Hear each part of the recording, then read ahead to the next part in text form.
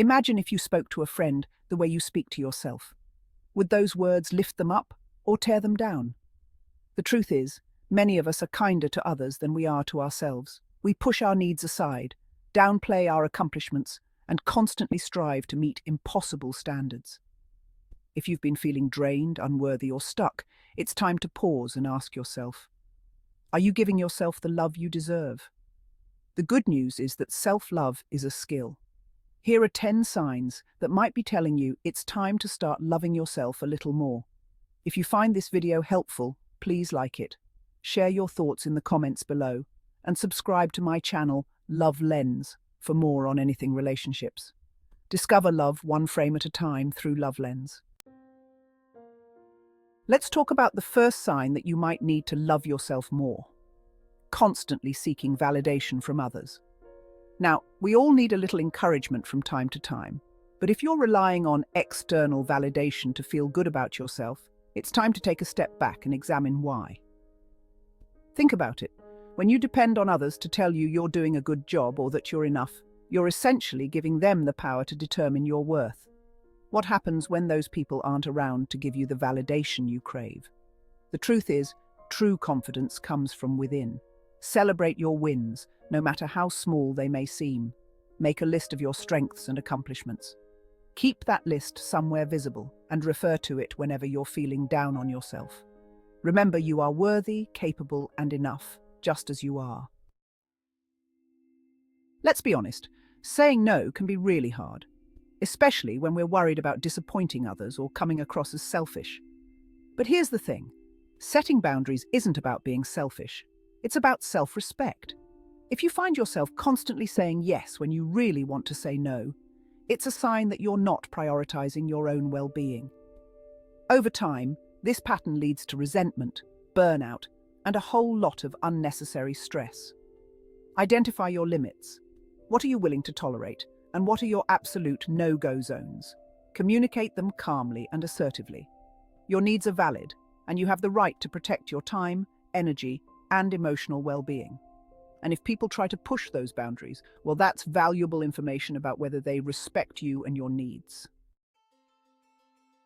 We all have that inner voice, the one that's constantly chattering away in our heads. But here's the thing. If your inner voice is more like a relentless critic than a supportive friend, it's time to change the conversation. How would you feel if you spoke to a friend the way you sometimes speak to yourself? Would you tolerate that kind of negativity from anyone else? When we're constantly bombarded with self-criticism, it chips away at our self-esteem and makes it nearly impossible to believe in ourselves. Start by simply noticing the negative thoughts. Don't judge them, just observe them. Then challenge those thoughts. Are they really true? Are they helpful?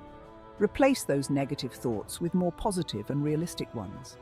Instead of saying, "I'm a failure," try saying, "I'm still learning, and that's okay." Remember, you are worthy of your own love and kindness. Let's talk about compliments for a minute.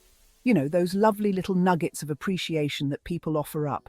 They're meant to make you feel good, but if you find yourself deflecting, dismissing, or straight up rejecting compliments, it might be a sign that you need to work on your self-love.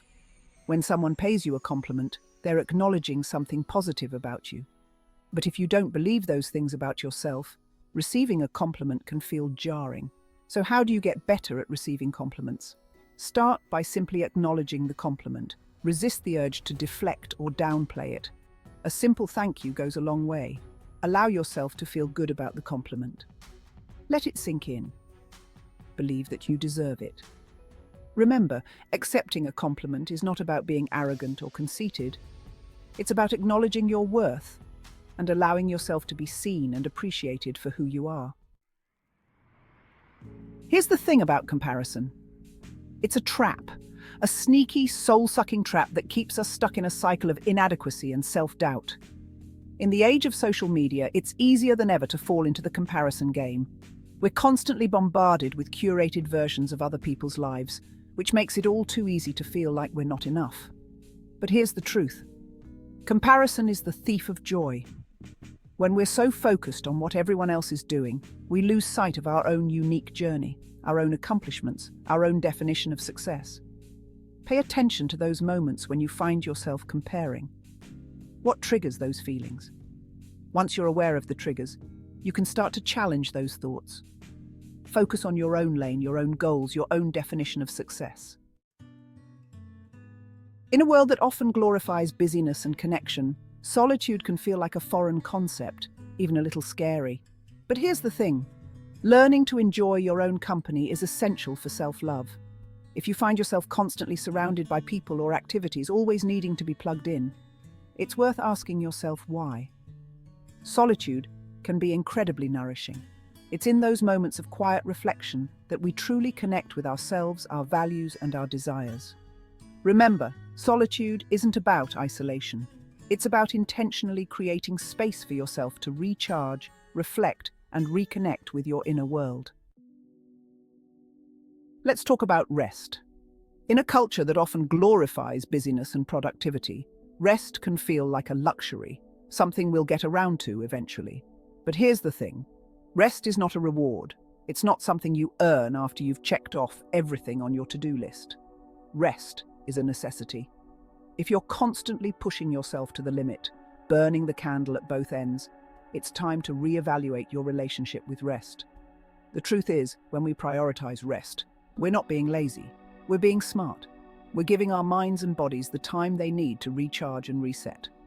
When we're well rested, we're more productive, more creative, and more present in our lives. So make rest a non-negotiable part of your routine.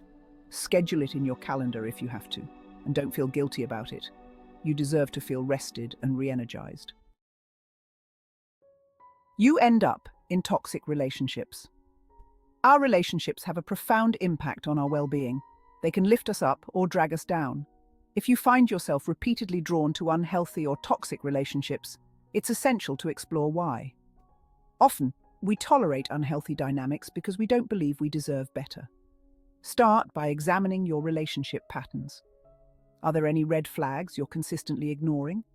Are you compromising your values or needs to please someone else? Once you're aware of the patterns, you can start to break them.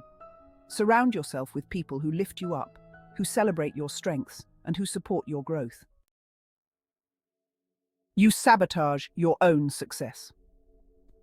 Have you ever noticed that sometimes, just when things are going well, you find a way to mess it all up? You procrastinate on a big project, you pick a fight with your partner, you indulge in unhealthy habits.